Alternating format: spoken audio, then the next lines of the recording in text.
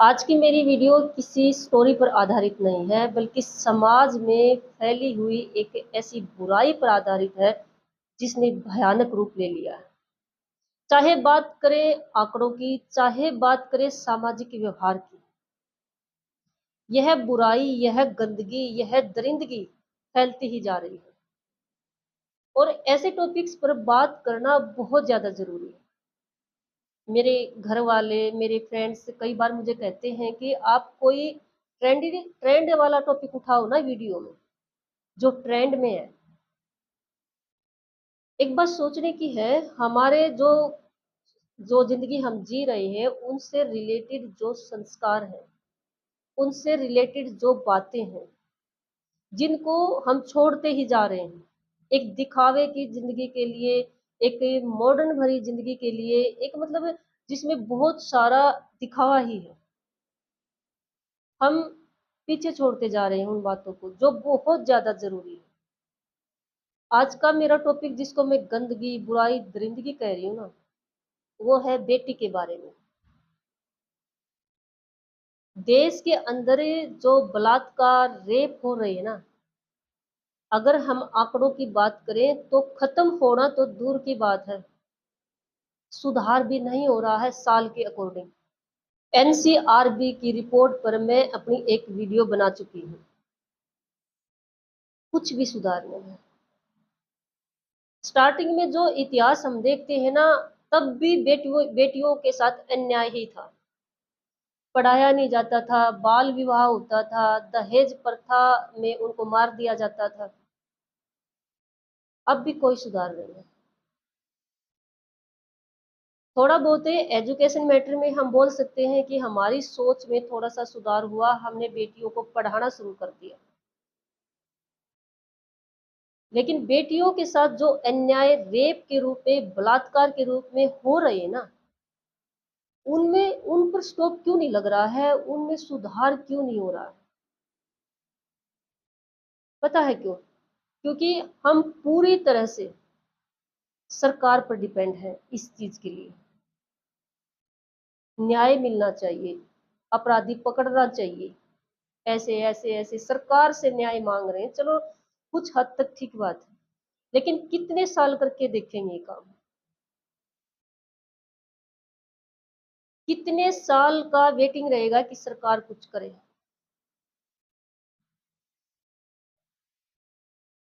देखो, सीधी और सिंपल स्पष्ट भाषा, अपनी बेटियों को घर में ऐसे संस्कार देना शुरू कर दो।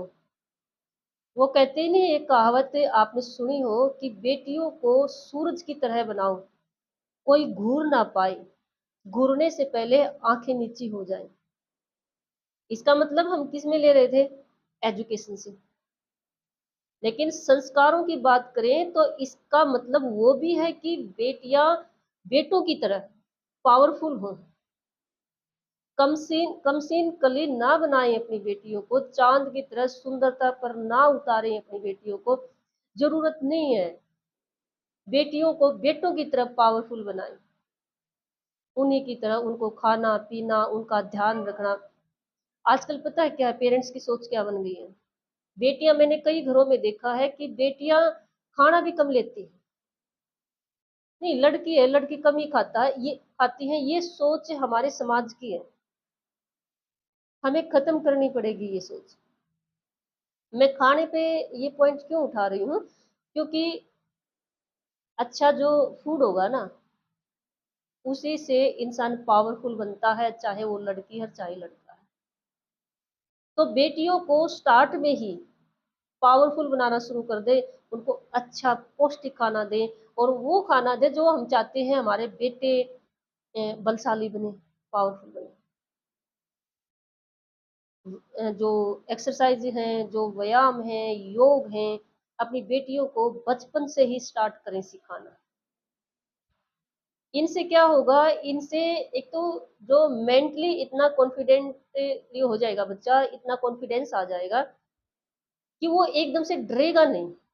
क्योंकि कई बार डर पैदा होता है ना इंसान के अंदर, चाहे लड़का है चाहे लड़की है, तब इंसान ज्यादा टूटता है। तो मेंटली जो कॉन्फिडेंस लाने के लिए बच्चे के अंदर है, तो उसको लड़के की तरह पावरफुल बनाना शुरू कर दो। और कई बार हमारे बड़े नहीं कहते हैं कि जितनी बातें हो रही हैं समाज के अंदर, कुछ हद तक हम ही जिम्मेदार हैं, हमारी जिम्मेवारी बन रही है पूरी तरह से। कुछ हद तक क्या कहूँ, पूरी तरह से जिम्मेदार हैं हम। अब मैं आपको एक ऐसी बातें कहने वाली हूँ जो आप सुनकर है ना, अम, आपको मतलब अलग फील होगा, आप सोचोगे मैं क्या बोल रही हूँ। हम बेटी की जब शादी करते हैं, तो जो फर्नीचर देते हैं बेटी को, और जिसमें मैं स्पेशल आपका पॉइंट ध्यान करवाऊंगी, जो बेड हम देते हैं, क्यों देते हैं, जो रसोई के बर्तन हम देते हैं, क्यों देते हैं।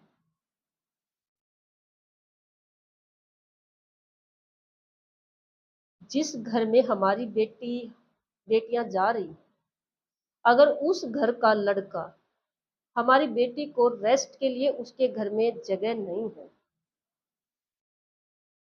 अगर हमारी बेटियों को खाना खाने के लिए बर्तन नहीं है,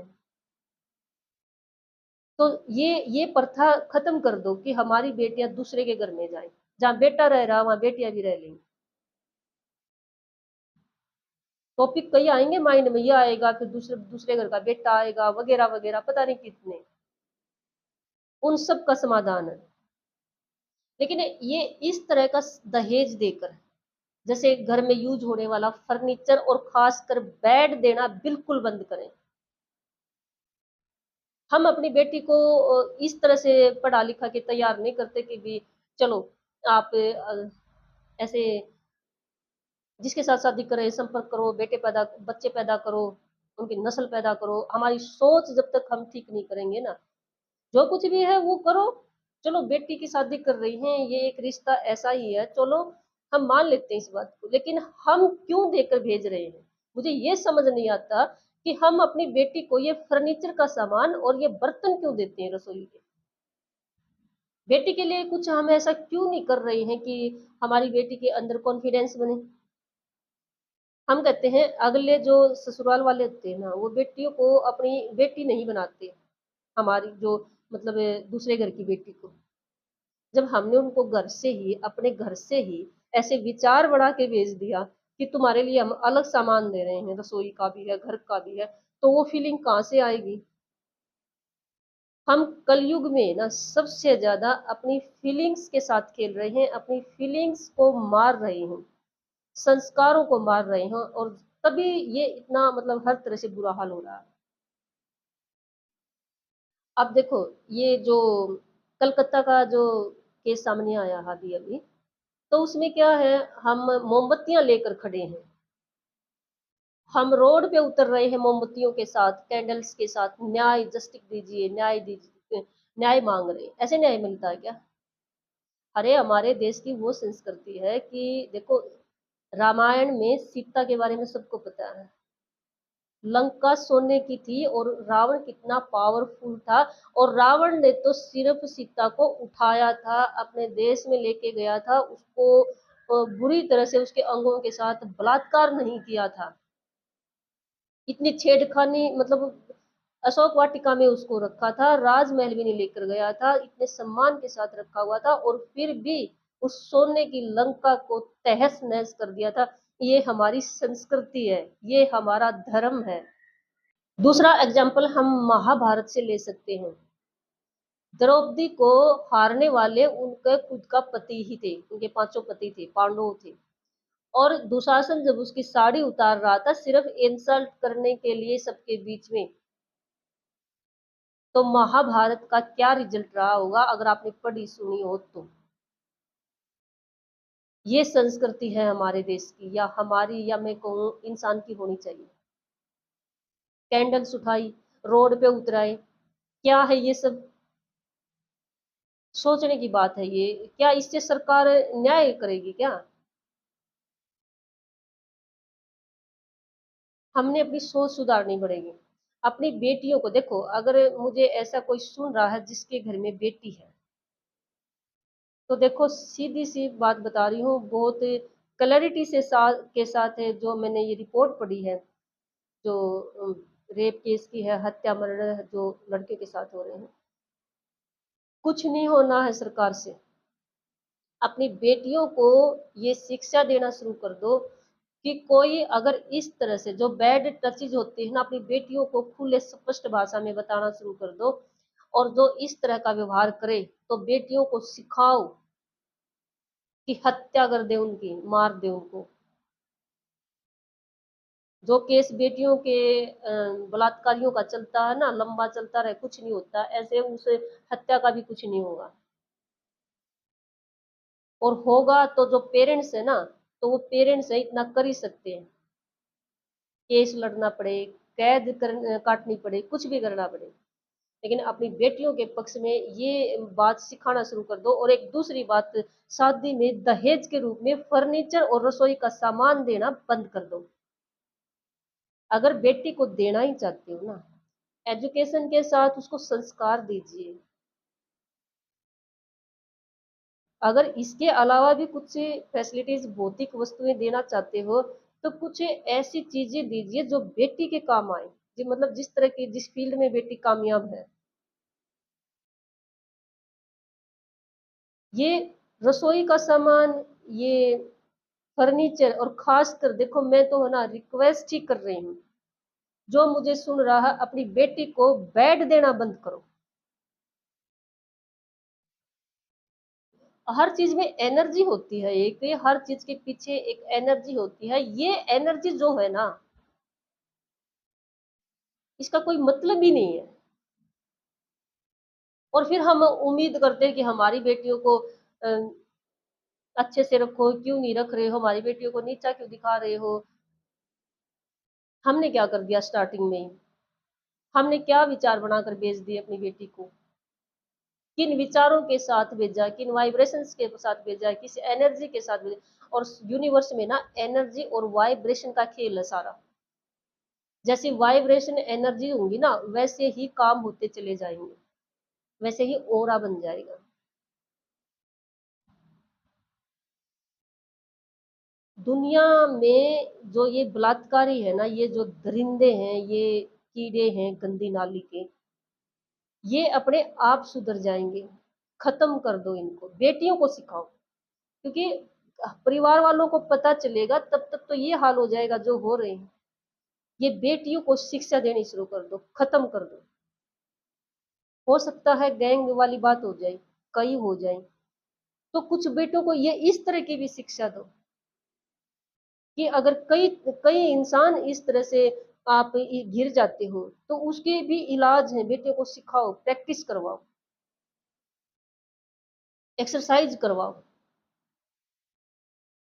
लेकिन ये कम सिन कली, ये चांद बनाना, ये फैशन करना सिखाना, और ये दहेज में ये ऐसे वैसे सामान देना, ये बंद कीजिए प्लीज।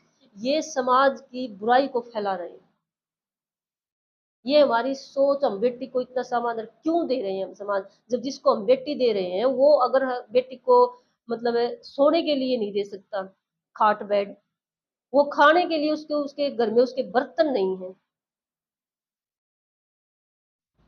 तो क्यों दो ही ना उस घर में अपनी बेटी को।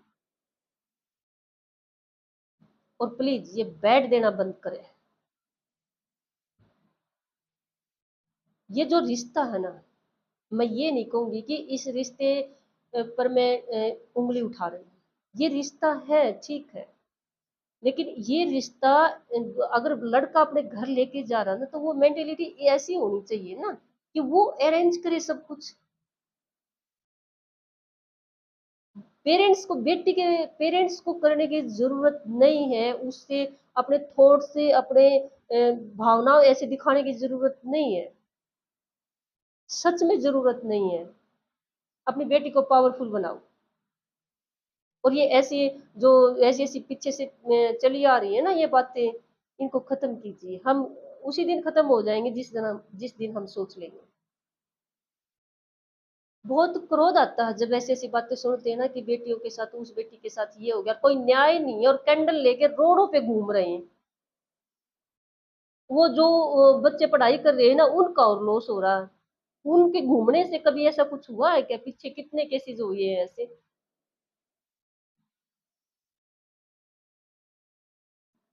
नहीं होगा ऐसे। मैं तो ये कहूँगी कि जो इंसान बच्चे पैदा कर सकता है, वो सिखाए अपने बच्चों को कि वो किसी से उम्मीद ना करें। सच में, बचपन से ही सिखा दें कि वो किसी से उम्मीद ना करें। अकेला ही उसको पावरफुल बनना होगा, मेंटली भी और फिजिकली भी। तभी इस दुनिया से लड़ा जा सकता है। और खासकर बेटी को हम पावरफुल किसको ज्यादा बनाते हैं? बेटे को मोस्टली। मैं सबके लिए नहीं कहूंगी, लेकिन मोस्टली समाज के अंदर ऐसा है। बेटे को पावरफुल बनाने पर ज्यादा जोर डालते हैं। बेटियों पर ज्यादा जोर डालिए, बेटियों को ज्यादा पावरफुल बनाइए। आजकल क्या देखने को मिल रहा है कि पढ़ाई के बारे में ये रखेंगे कि पढ़ लो, कोई जरूरत नहीं है काम करने की, घर के काम करने की, कुछ कोई जरूरत नहीं है कुछ और करने की, पढ़ाई करो। अरे अकेली पढ़ाई जिंदगी जीना नहीं सिखाती है। मेंटली रूप से, फिजिकली रूप से पावरफुल जो इंसान होता है ना, वही जिंदगी को अच्छे ढंग से जी सकता है। और उसी से ये गंदगी, ये जो समाज के अंदर फैली हुई ना, उसी इंसान से ये दूर रह सकती है।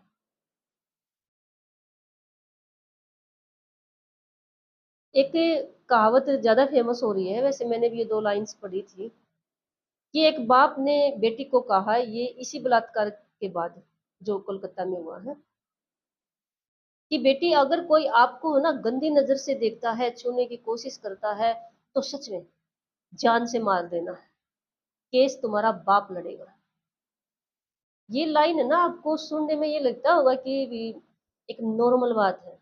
यहाँ केस को क्यों उठा रहा है? क्योंकि केस लड़ने में गवर्नमेंट की जो प्रोसेस है, ये इतनी घटिया है कि एट ए टाइम आप डिसीजन लीजिए, केस वेस बाद में देखेंगे। ये कहने का मतलब है कानून। देखो, मुझे नहीं पता भी मेरा इस बात का क्या इफेक्ट होने वाला है, लेकिन अगर ऐसी हरकत कोई करता है किसी भी लड़की के साथ, तो कानून उसी से में अपने हाथ में ले लीजिए। ऐसी ऐसी बहुत ट्रिक हैं लड़की के लिए, जो लड़कों के लिए खतरनाक होती हैं। आप इनको सीखिए। आजकल तो पूरी दुनिया का रिमोट बटन हमारे हाथ में, हम कुछ भी निकाल के सीख सकते हैं। और पावरफुल रहिए। और पेरेंट्स अगर मुझे सुन रहे हो तो अपनी बेटी को सिखाना शुरू कर दीजिए। पहली बात तो वो बेटों से कम नहीं है, और दूसरी उनको पावरफुल बनाइए, उनको खाना अच्छा दीजिए। और अपनी बेटी को ये बिल्कुल स्पष्ट कह दीजिए कि अगर कोई छेड़खानी करता है, बैड टचीज करता है, गंदी नजरों से देखता है, तो खत्म कर दो। अरे उन बेटों की जरूरत ही क्या है जो इस धरती पे इस गंदगी की तरह फैले हुए हैं? उन बेटों की क्या जरूरत है जो बोझ बने हुए हैं? अगर थोड़ा सा ध्यान से इस बात को सोचे ना, जो ये बलात्कार और ये हत्याएं और जो ये हो रहे ना, थोड़ा सा भी ध्यान से इसके बारे में सोचे, तो ऐसे इंसान को मार देना बहुत ज्यादा बेस्ट है। और मारने वाला धर्मात्मा ही होगा। मारने वाला पुण्य कमाएगा।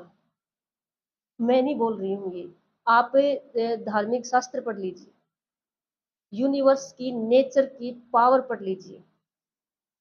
यूनिवर्स का सिद्धांत बोलता है बुराई को खत्म करना ना। जो गीता आपने पढ़ी हो तो, बुराई को खत्म करना गीता का सबसे बड़ा उपदेश ये है। बुराई को खत्म करना एक धार्मिक काम होता है, पुण्य का काम होता है। और जो रेपिस्ट होते हैं, जो ये बलात्कारी होते हैं, अगर कोई इनको जान से मार देता है ना, तो सोचने की बात है, इससे बड़ा पुण्य का काम क्या हो सकता है? इससे बड़ा धर्म का काम क्या हो सकता है? और किसी के हाथों ये किसी को मौका मिले तो कर देना चाहिए, लेकिन बेटियों को जरूर सिखाएं, क्योंकि वो उस हादसे का शिकार बेटियां हो रही हैं। बेटियों को ये जरूर सिखाएं, खत्म कर दो। और ट्रिक क्या खत्म करने की? बहुत सारी ट्रिक, हथियार भी होते हैं और ट्रिक वैसे फिजिकली भी होती है, उनको सीखो, प्रैक्टिस करो। अरे जो इतना हम काम करते हैं फोन में, 2 घंटे तक लगा देते, क्या हम 1 घंटा अपनी सेफ्टी के लिए नहीं निकाल सकते? बिल्कुल निकाल सकते हैं। किसी से उम्मीद मत करो कि सरकार कुछ करेगी, कुछ भी नहीं करेगी सरकार, सच में नहीं करेगी। अब तक किया सरकार ने? इतने बड़े हॉस्पिटल में किसी एक सुनसान जगह में किसी ऐसे एरिया पे कुछ हो जाए तो हम मान लेंगे, चलो एरिया ऐसा था, हो गया। लेकिन एक इतने बड़े हॉस्टल में जो हॉस्पिटल में इतना बड़ा हादसा हो रहा है, और हम, और देखो सबूत नहीं है, अपराधी का पता नहीं है, और हम उम्मीद कर रहे हैं सरकार से कि कैंडल लो, रोडों पे घूमो और कहो हमें जस्टिस चाहिए, हमें न्याय चाहिए है। न्याय दो सरकार, न्याय करना पड़ेगा। क्या ये बलात्कारी ने ऐसे किया होगा, उसने किया होगा इतने आराम से ये सब बातें, उस इस जस्टिस के लिए ये कोई मायने नहीं रखता। सच में इसके लिए मायने रखता है एक्शन, एकदम से एक्शन।